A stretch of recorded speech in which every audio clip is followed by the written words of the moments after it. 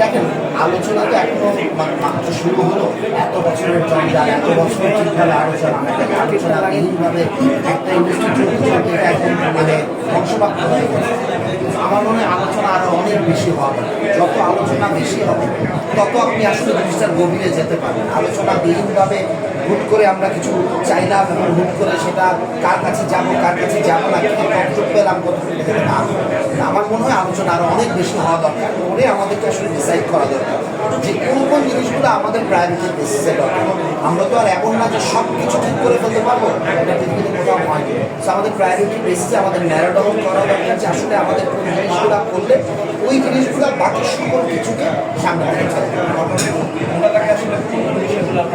আমার কাছে যেটা আপনি যদি বলেন এখানে যে 24টা পয়েন্ট নিয়ে কথা হচ্ছে, এর মধ্যে আমার কাছে মনে হয় যে ফিল্ম কমিশন গঠন করা জরুরি, ফিল্ম কাউন্সিল গঠন করা জরুরি, সেন্সর